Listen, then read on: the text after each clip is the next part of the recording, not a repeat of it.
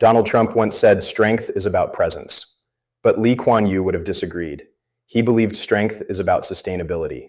And if you look closely at what's happening right now across the world's oceans, you'll start to see something most headlines ignore. The US Navy is not facing its greatest danger from a missile, not from a submarine, not even from a rival fleet. It's facing it from arithmetic. And that arithmetic is brutal. We're talking about a Navy that operates across the Pacific, the Atlantic, the Mediterranean, the Persian Gulf, the Red Sea, and increasingly the Arctic. A Navy that protects nearly 90% of global trade moving by sea. A Navy that reassures allies, deters adversaries, escorts shipping, conducts exercises, deploys humanitarian missions, and maintains nuclear deterrence, all at the same time.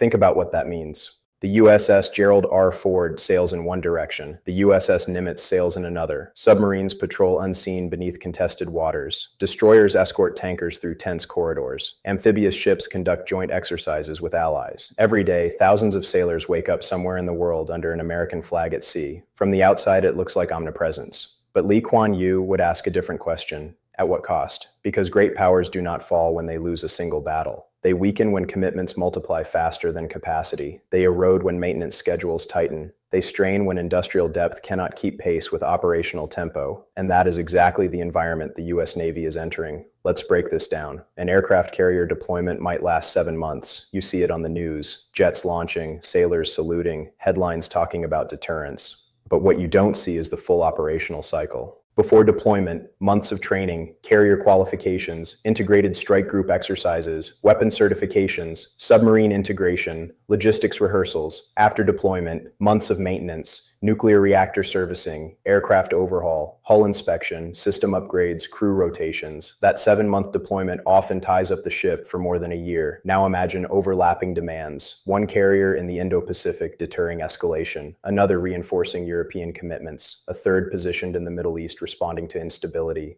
Suddenly maintenance windows shrink, shipyards fill up, training schedules compress, readiness margins narrow. Nothing collapses immediately, but the buffer gets thinner. Lee Kuan Yew warned that the most dangerous moment for a dominant power is not when it is weak, but when it assumes strength is infinite. The Cold War ended with the US Navy uncontested at sea. For nearly 3 decades, it operated in what strategists call a unipolar maritime order. No peer competitor could challenge American global naval dominance. That created habits. Global presence became normal. Deployments became default. The Navy became the instrument of first response. But the world changed. Naval modernization accelerated in the Indo-Pacific. Long-range anti-ship missiles extended engagement ranges. Hypersonic development compressed reaction times. Satellite surveillance reduced concealment. Cyber vulnerabilities intersected with physical platforms. The maritime domain became more transparent, more contested, more compressed. And commitments did not shrink, they expanded. Think about the simultaneity. China in the Indo-Pacific, Russian naval activity in Europe,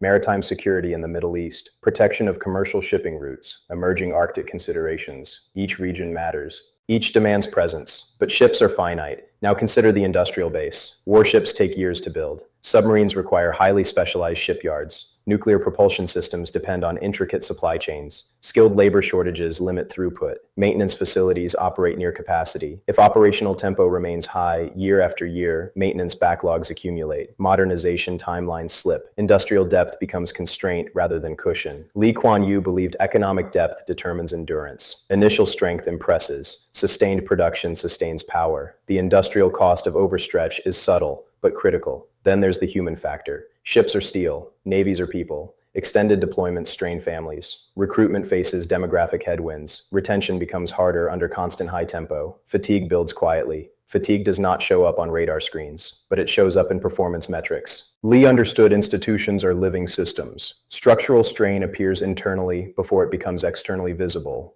Overstretch taxes morale as much as machinery. Now add the modernization dilemma. Operating in contested waters requires distributed maritime operations, unmanned systems integration, enhanced missile defense, cyber resilience, submarine prioritization. Transformation is underway, but modernization requires time, and time is consumed by deployment. Presence competes with adaptation. Readiness competes with experimentation. This friction is another hidden cost. Think about the arithmetic again. If a crisis erupts in one region while maintenance backlogs exist elsewhere, options narrow.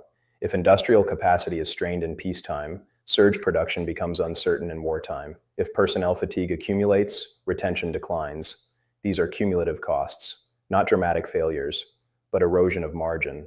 And in a contested world, margin is everything. Lee Kuan Yew would say the real danger is miscalculation, not external aggression. Believing capacity stretches infinitely when it does not. The era of infinite availability was a product of unique historical conditions. That era has ended. The oceans remain vast. The fleet remains formidable, but sustainable dominance requires prioritization, concentration where it matters most, industrial investment that matches operational demand, alliance integration that distributes burden, deliberate adaptation before crisis forces reactive change. The U.S. Navy remains the most capable maritime force on Earth. Its submarines are advanced. Its carrier aviation is unmatched in experience. Its alliances provide strategic depth no rival easily replicates. But omnipresence is not sustainability, and sustainability is what determines endurance. Lee Kuan Yew uncovered the real cost of overstretch decades ago. Not defeat, not weakness, but thinner margins, compressed timelines, industrial friction, human fatigue, modernization delay.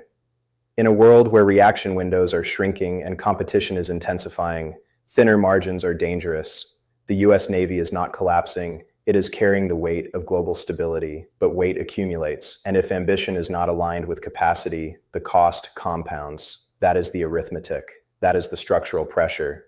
That is the real cost of U.S. Navy overstretch. And in a contested century, recognizing that cost early is the difference between endurance and erosion. And here's where it becomes even more dangerous. Because overstretch doesn't just reduce readiness, it changes behavior. When a Navy operates with thinner margins, every deployment becomes more politically loaded. Every surge becomes more risky. Every maintenance delay becomes a strategic calculation. Think about what happens when a crisis breaks out unexpectedly. If carriers are already deployed at maximum rotation, repositioning one leaves another region uncovered. If destroyers are tied to escort missions in one theater, they cannot simultaneously reinforce another. If submarines are forward deployed for deterrence, they cannot instantly reassign without creating gaps. That gap is not weakness, but adversaries study gaps. They watch rotation cycles. They monitor maintenance schedules. They analyze shipyard timelines. They calculate response times. Lee Kuan Yew understood this dynamic well. He believed that rising powers do not challenge dominant ones recklessly. They probe carefully. They test margins. They look for overstretch. And overstretch creates margins worth testing. Now consider the Indo-Pacific specifically. The distances alone create logistical strain. Operating across thousands of miles requires constant refueling, forward basing agreements, munitions storage, and maintenance hubs. A carrier strike group is not just a ship. It is a moving ecosystem that must be sustained daily. If tempo increases there, tempo must decrease somewhere else. There is no magical expansion button. And then there is deterrence credibility. Deterrence works when presence is reliable and sustainable. If deployments appear reactive rather than structured, adversaries may interpret that as strain. If rotations accelerate unexpectedly, it signals urgency. If maintenance delays reduce availability, flexibility shrinks. Overstretch can subtly weaken deterrence without firing a single shot. And here's the paradox. The U.S. Navy's strength makes it indispensable. Allies depend on it. Japan relies on maritime stability. European allies depend on transatlantic reinforcement. Partners in other regions count on naval presence for reassurance. Global trade flows under its umbrella. But being indispensable creates overload risk. When every crisis calls for ships, and ships are finite, prioritization becomes unavoidable. Lee Kuan Yew would argue that the hardest decisions for a great power are not military ones. They are strategic allocation decisions. Where do you concentrate? Where do you accept calculated risk?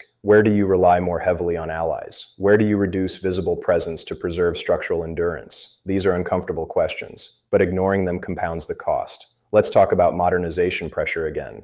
Unmanned surface vessels promise to extend reach without expanding crew size. Submarine fleets provide survivable deterrence. Integrated missile defense enhances layered protection. Artificial intelligence improves targeting and logistics efficiency. But integration takes time, testing takes time, training takes time. And if ships are constantly deployed, training cycles compress. Modernization is not just about buying new systems. It is about integrating them without sacrificing readiness. That balance becomes harder under overstretch. Now imagine a prolonged crisis. Not a short flare-up, but sustained tension across months. Sustained deployments stress maintenance schedules. Industrial throughput is tested. Personnel endurance is tested. Munition stockpiles are drawn down. Repair capacity becomes critical. If margins were thin before the crisis, they become thinner during it. Lee Kuan Yew believed endurance defines dominance. Initial strength wins headlines. Sustained resilience wins history. The United States Navy still possesses enormous structural advantages. Its nuclear-powered fleet provides unmatched endurance. Its submarine force remains among the most capable in the world. Its alliances extend operational depth across continents. Its logistics network is vast, but advantages erode if strain is constant. And strain today is multidimensional: industrial, human, technological, geographical, operational. Overstretch does not produce immediate failure. It produces cumulative fragility. Fragility increases miscalculation risk, and miscalculation is what triggers dangerous eras. Lee Kuan Yew warned that great powers entering transition periods must recalibrate before recalibration is forced upon them. That means aligning commitments with capacity, investing in shipyards and skilled labor, strengthening alliances not as symbols, but as true force multipliers, prioritizing theaters strategically rather than politically, building redundancy into industrial supply chains, expanding maintenance capacity before crisis demands surge repair, reducing operational tempo where possible to preserve long-term readiness. The oceans have not changed. Geography has not changed. What has changed is the density of capable actors operating within those oceans, and that density compresses reaction windows. The real cost of overstretch is not visible in fleet size. It is visible in flexibility, in margin, in resilience, in decision-making speed, in industrial surge capacity, in personnel morale. The U.S. Navy remains powerful, but entering a dangerous era does not require weakness. It requires thinner margins in a faster world.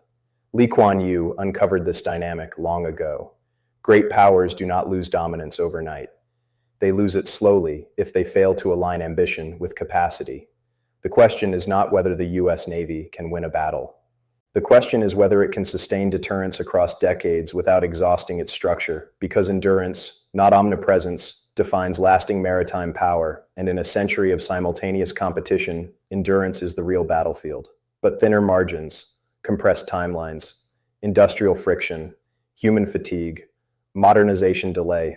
In a world where reaction windows are shrinking and competition is intensifying, thinner margins are dangerous. The U.S. Navy is not collapsing. It is carrying the weight of global stability, but weight accumulates. And if ambition is not aligned with capacity, the cost compounds. That is the arithmetic. That is the structural pressure. That is the real cost of U.S. Navy overstretch. And in a contested century, recognizing that cost early is the difference between endurance and erosion.